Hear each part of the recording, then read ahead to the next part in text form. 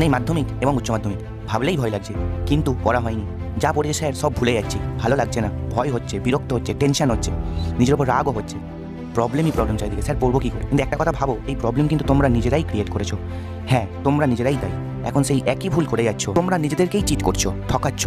সামনে দাদার বিয়ে হয়ে যাক স্যার, খুব ভালো করে পড়বো, আজ মেলা আছে ঘুরে আসি, তারপরের থেকে স্যার পড়বো, রাত থেকে পড়বো, এখন একটু গেম খেলে আসি, পড়তে বসে পার্টনারের কথা ভাববে, সোশ্যাল মিডিয়াতে টাইম স্পেন্ড করছি, তা পড়তে বসেই নিজেদেরকে ঠকাচ্ছ।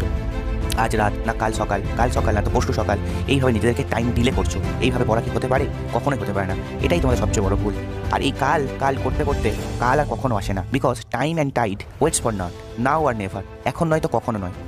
এই ডিলে করার লুপকে তোমাকে ব্রেক করতেই হবে, তবেই না তোমরা হ্যাপি হতে পারবে, because success demands hard working. এখন অনেক সময় আছে, যেটুকু সময় আছে সেটুকু সময় দিয়ে দিন রাত এক করে দাও, একবার নিজের মনকে জাগিয়ে তোলো, আর একবার ঘুরে দাঁড়াও, দেখবে ঠিক সব পারবে। হাল ছেড়ো না, হাল ছেড়ো না, হাল ছেড়ো না।